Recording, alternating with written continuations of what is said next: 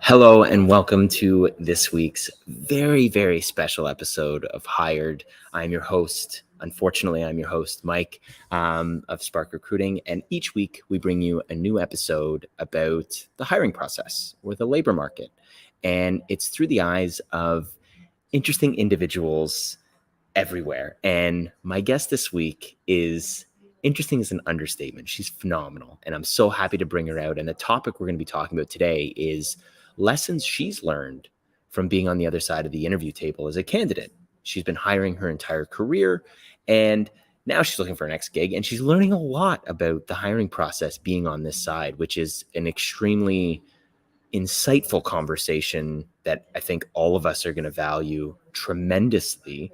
And I don't want to bore the intro or drag this out any longer. So, ladies and gentlemen, without further ado, my fantastic guest this week, Stefanie. Stefanie, welcome. Hi, thank you for having me. How you doing?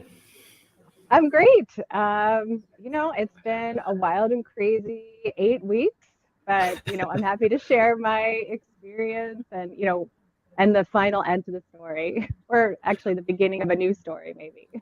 Well, amazing. Well, before we jump into that, you shared something with me before we hopped on here that you're a big sports fan, big sports family. And like, obviously, for people that don't know, you spent over 10 years working at ESPN.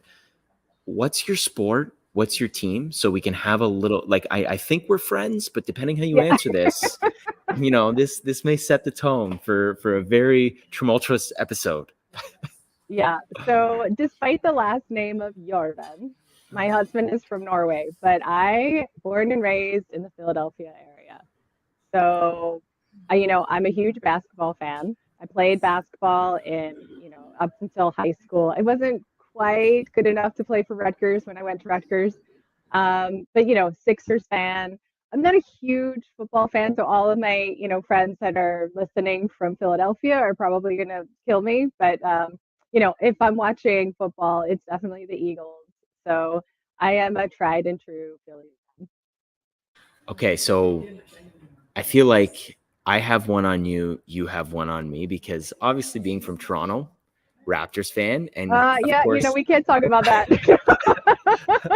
we got Game 7, the shot heard around the world, which is the most exciting thing that's happened in Toronto sports in a while. But on the flip side, I'm also a New England Patriots fan, and you got the Super Bowl win.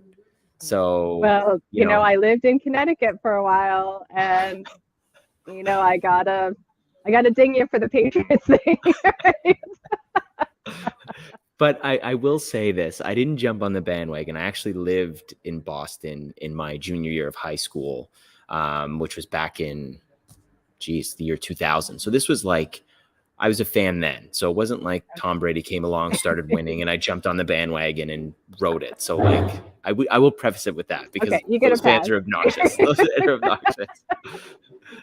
Well, Stefanie, I want to kick off this conversation by jumping right into, and I guess, but maybe the easy way is like, what is the one or three things that you've learned now, kind of going through this process as a candidate for the first time in a long time, or they've been. So now that the labor market's changed, what are some lessons that you've learned or observations you've made? Yeah, I think first and foremost, I learned that the hiring process, not in some cases, not all, is very transactional, right? It is, companies have a need. It's usually like an immediate need, and they post something, people apply for it. Lots of people in some cases apply for it. There's this document out there that sort of outlines this human being behind, the candidate. And recruiters, they look at this document and they judge whether that person is right for the role or not. Then the interview process starts, and it's usually, it's been very quick in some cases, very one-sided. And then the company chooses a person, and then boom, they make an offer, and the person like accepts the offer. I mean, there's very little in some cases, again, building that relationship. And I use the example, before we went live, is going back to sports, you would never see a college or a major sports team look at a piece of not a piece of paper anymore, but look at a document about the skills that a player has and bring them aboard. They would look at their skills, absolutely, but they would look at their attitude, their coachability, their how good of a teammate are they going to be? Those are all really, really important things that we look at from a sports perspective. So why don't we look at those same things from a business perspective? I think that was the number one thing that stood out to me. The other thing is the interview process itself. Like I said, it's very, very one. Like I mean, and again, like I'm not making a generalization because I did have some really great experiences, but it tends to be very one-sided. And I even chose in some cases not to continue interviewing with a company, especially when the questions were like, here it felt very clinical, right? Here's a list of questions I have to ask you. If you say certain words, you're going to get a score. And, I'm going to rank you, and we're all going to rank you based off of this experience. Well, I don't I don't want somebody to pick me because I check off boxes, right? I'm a human with emotions and feelings and moods and all this stuff, right? You really need to understand me. And the companies that I chose to continue to interview with are the ones that really asked me, okay, yeah, let's talk about your experience in tech and product, but tell me what your passions are. Tell me, what your motivation is. Like, why do you want to come here? I they really wanted to get to know me or ask me my hobbies, just like you started, just even trying to connect on a personal basis. And that was so important to me. The other pet peeve that I had through the whole process was, each interview was, anywhere from 30 minutes to an hour. And when you leave the candidate 3 to 4 minutes, okay, yeah, we have 3 minutes left. Do you have any questions for me? Like, yes, of course I have questions for you. Like I need to understand that I'm coming to a company that I can thrive in. And I unfortunately a lot of the companies that I interviewed with left me with very little time. And in one case, the interviewer said to me, "Oh, like I'm really short for time, but we have 3 minutes." And I was a little bit sarcastic and said, "Oh, I'll spare your time. Even though I have lots of questions, I won't, I'll spare you the time." And that interviewer was like, "Oh, thanks for that. I really appreciate it." And my next response to to the recruiter was, "Yeah, thank you for the opportunity, but I just don't think it's going to work out." I would say the third thing is in mails. So I cannot stress enough. Like I get LinkedIn in-mails are very important and it's a good way of kind of reaching out to certain candidates. But look at the candidate before you send them an in-mail. Look at, if they have open for work, look at their profile, see what they're actually looking for.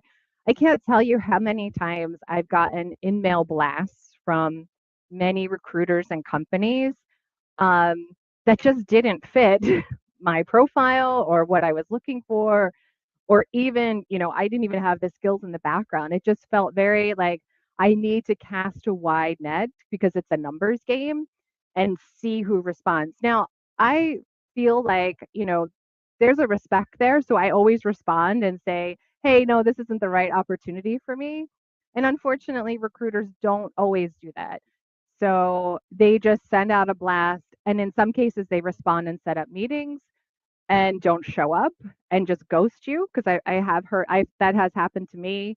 And I've heard from others that are looking for jobs that's happened to them as well. So I mean, I don't know, it's become very transactional, and it really should be about building that relationship. You said so many great things there. And first of all, it's very kind of you to respond to all of them. You don't have to, like there's especially ones that are way off because, the bulk messages that recruiters send that just kind of captured such a wide net, like they're not being respectful of your time. Like if you're reaching out for a reason, tell them why you're reaching out. Don't just generically blast a bunch of people and think that you're going to get a lot of value in return. That's just not the way you treat people. And I think at the core of what you're saying, and I believe in, is you just got to be, they're people. It's not a transaction.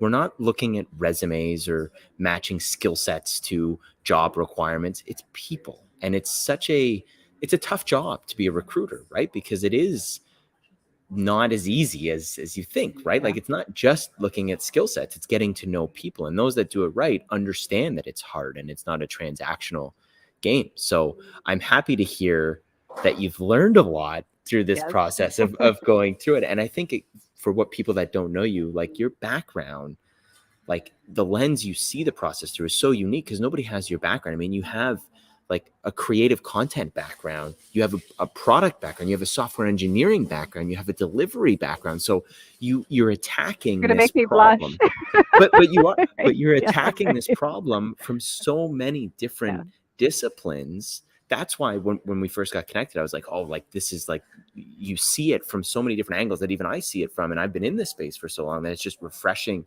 and insightful and will resonate with such a wide audience. So on that point, I mean, you've learned a lot, as you now move forward in your career and get into the next chapter when you're going to be growing a team. What takeaway do you have, or what changes are you going to make to your own hiring or recruiting process now that you've kind of gone through this?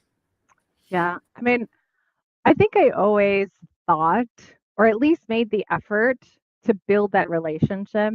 But it, like, reflecting back on when I was hiring people, I was in that same mode of like, hey, we have to hurry up and we have to hire. If we don't hire in this amount of time, we're going to lose the head count. And I felt that anxiety and stress to like get someone hired. So I'm sure, and I know I've made a lot of those mistakes as well. I can honestly say that I haven't given candidates enough time. Like, I didn't give them 3 minutes, but I didn't give, it should be 50-50, so I should give those candidates the time to really ask about what is it like? What's the culture like? Here's my motivation. Here's the type of person I am. Here's the type of leadership I'm looking for. Because if we don't do that, turnover is just, I mean, actually, when you hire in a perspective of like, just here, we just need to fill a role, in the first 45 days, a candidate is going to decide that they're leaving. So turnover is so much higher. So, I think for me, I need to be focused on hiring the best person for the role, and not the right person, but a person that can grow and really thrive in the company that I'm working for. So I think like those checking off those technical boxes are, in some cases are important, but it's not the only thing. I go back to the thought of, drafting players, right?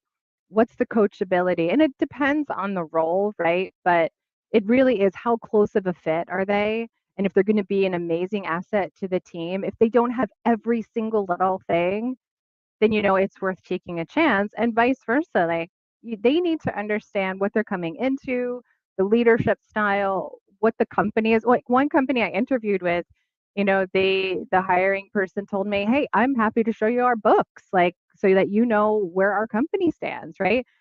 It's those type of things that build trust in the process, and it gives you the candidates an idea of how their future is going to be with that. Because I think a lot of times we forget that it's a branding moment for your company. And if you're not putting yourself out there in the way that that person is going to come in and experience your culture, they're just going to leave anyway. And then you're back in this whole process again, right? It starts all over again, and the recruiter is going crazy trying to find someone. So I mean, I'm definitely going to take a step back and really remember. Like, I've taken notes on like things that I found like different from the way other people are doing it, and really what resonated with me. So lots of lessons learned. I think you should write these down. Like, I think it would be great to share that, like, in terms of your experience. And I think there's a lot of individuals that are sharing information through this process that's helping both sides of the table, candidates and clients. And I want to transition to the candidates because you do a lot of things that are rare as a candidate that I think I'd love for you to speak to people that they're looking is you bow out of processes if it doesn't feel right. And you go in armed with questions and you're very clear on what you need out of the role and out of the leader that you're meeting with. So, advice you could give individuals that maybe don't feel confident bringing that to the table, I think is powerful. And you do have opportunities as a candidate now, but it's also on you to build your story and be protective of what you need. So how did you go through that process, and how would you coach someone to do that? Because I think it's really important. Yeah, I mean, I think that was the most difficult lesson for me to learn is, I haven't been in a situation where my position was eliminated and I had to really try to find a job, right? And I started off like how everybody did, looking at roles and applying for roles and I played the numbers game, just trying to get my resume out there to as many companies as possible to see if I could just get an interview. And, when I took a step back, I realized, well, that's the wrong approach because you know what? Like, I'm just going to end up, yeah, am I going to get a job? I probably would get a job, but am I going to get like the ultimate career choice? Am I going to get that role that I'm truly looking for? Like, where I could stay and just really enjoy what I'm doing? And I was like, no, like, it's just I'm gonna get a job. Like that's what's gonna happen. I'm gonna get a job. And my advice, and I think what was so successful for me is I took a step back. Because of course, like when your position's eliminated and you're laid off, like it's something that's happening a lot right now. So you panic. Like I mean, it was the worst feeling in the world. Like it affected my confidence. Like I'm unhireable. Like I'm not, when you first reached out to me about doing this, I was like, well, Mike, you might not want to you might not want to interview me because I don't have a job right now. And you were like, are you crazy? Like it doesn't make you any less valuable because you're not working right now. And you feel that way. So I think when I took a step back and started looking at like what companies have the values, where's the growth opportunities, what role and what company can I really go work for and be happy?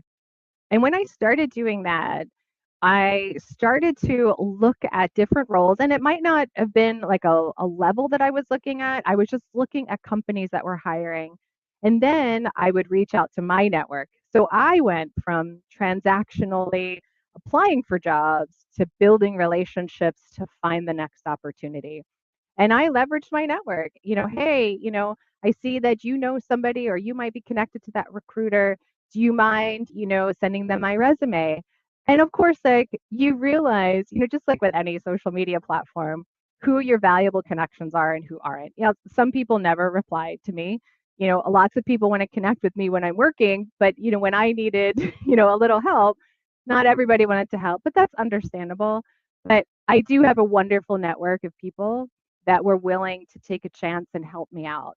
And I think that's really important. And that's why I do reply to every one of those emails because you don't want anyone to ever think that you're a jerk, right? And it's not like you never know when you need something from them, but it's just about your character and your personality and who you are and what you would bring to any organization that's looking for not just a leader, but any like an individual contributor.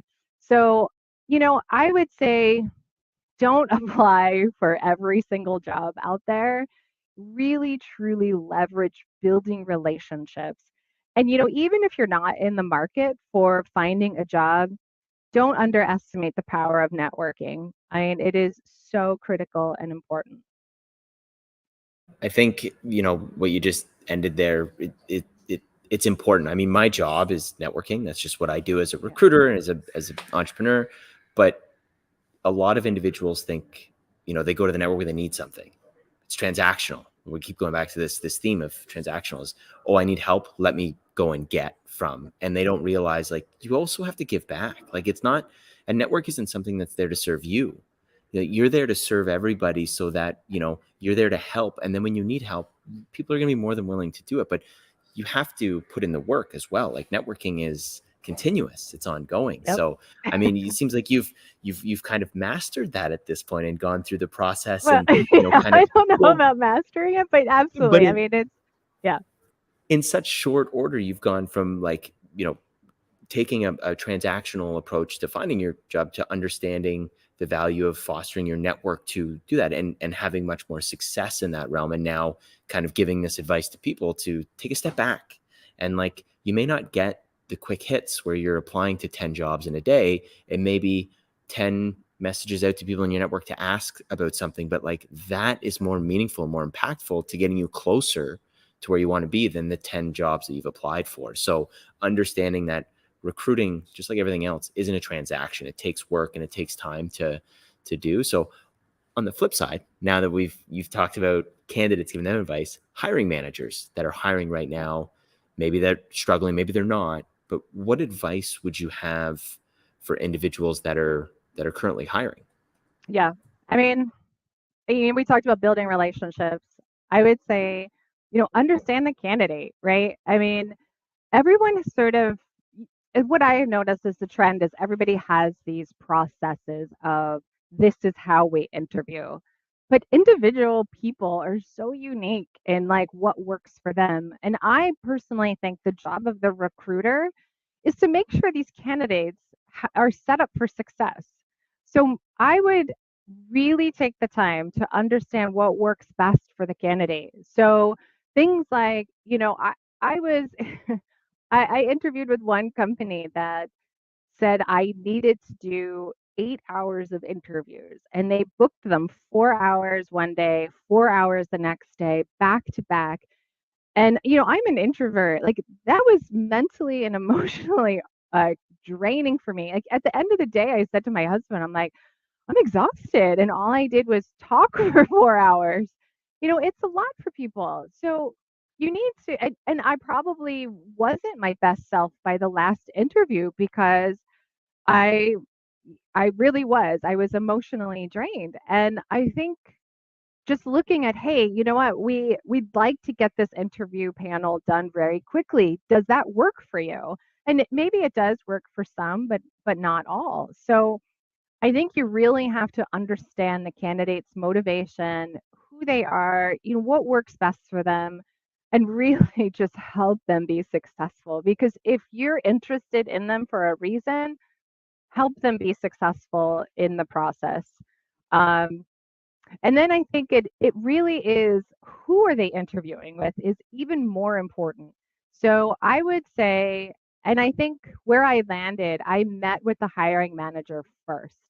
And the other companies that I actually, were in the running for, I met with the hiring manager first. And there's nothing more important than understanding who you're going to be working for, what their leadership style is. Because I did go through 8 hours of interviews and I met with the hiring manager last. And I was like, we're just not going to jive. Like his leadership style is not one that I could be successful under. And which is fine, right? But I just went through 8 hours of exhausting interviews to find out that the hiring manager really wasn't going to be, a good fit for me. And that's okay too. And I think like candidates have to realize that it's okay that if something doesn't work out, like this is your future and you need to be happy. We spend so much time working that you really should be happy in what you're doing. Brilliant. I think, understanding it keeps going back to, there's a balance, right? I mean, everybody thinks about scale or like hiring is like an operational process, and how can we make this fair so it's the same and we're evaluating people against the same process, but people aren't the same, even for the same role. The way that they feel comfortable being themselves shows up differently. And Yep. if you want to get the best out of your people, you have to manage them differently. We know that. If you want to get the best out of potential talent, you have to evaluate them differently. You have to be dynamic and adaptable in how you're having these conversations and making people feel vulnerable and comfortable to be themselves, or else you'll never know if they're a fit. You're seeing the interview version of them, and then they get the job and it's somebody completely different, or vice versa, right? Like, you don't feel comfortable asking your future boss these questions.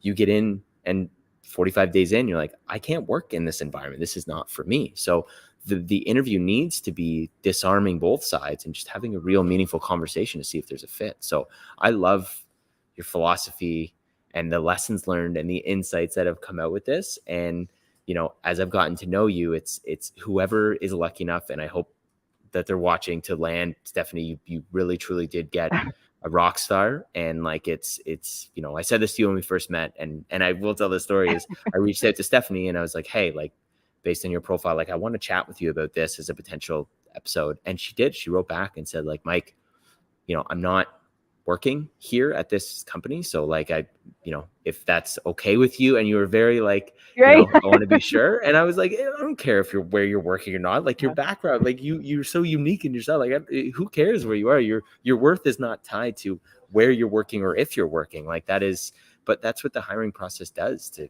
candidates. It's such a vulnerable state it puts us in. And like, it's tough. And we need more empathy, and we need to treat people like humans, and remember that. So Absolutely. on closing, because I know we've taken your time, you mentioned it earlier about like the paper job, and this isn't scripted. I didn't even give you your prep time. How would you change the job description or how people market jobs, given your creative background? Like, how would you attack this? Because I feel like we could do a whole other episode on that, but I would love your thoughts on what you think there. Yeah. So one company that I was considering that made me an offer, that they were a wonderful, like the experience was just really wonderful. They actually, the hiring managers put out a video of, here's who I am. This is what I'm looking for. This is the team. And it felt very, it didn't feel clinical, right? It felt very like, hey, look, here I am. I'm the leader of this organization. You could get to know someone's personality. You could see them. I think that should be the future of how we put things out there. Like, LinkedIn's a great tool. It just, maybe that's a feature LinkedIn should think about, is like adding a personal video to really explain like what they're looking for. And I know lots of people put videos out there about culture, but it feels very scripted, right? It is like you're interviewing people that work there for a purpose and you edit it, maybe something that is just a little bit off the cuff, like, hey, look, I'm the hiring manager. Here's who I am. Here's what I'm looking for in my team. Maybe this is, something that isn't just so, here, we need these. If you don't do that, then I would say when you're putting out that job description, know that underrepresented candidates will not apply if they don't feel they meet 99 to 100% of the qualifications. You're going to miss out on lots of candidates. You should maybe rethink putting nice to have, or maybe even not putting it at all if it is not an essential part of the role.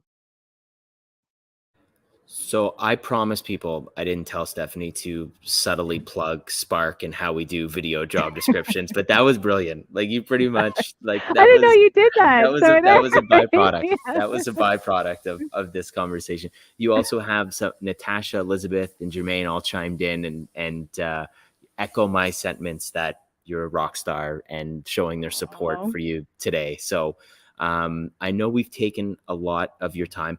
I'm going to tuck you back in the studio. I want to talk to you after we sign off here. So stick around, okay. Stefanie. Right. We're going to chat. So I'm going to say goodbye to Stefanie. Thank you for doing this. Thank so you much. for having and this me. Insights was phenomenal. So I'm going to tuck you back here and we're going to talk in a second. Okay.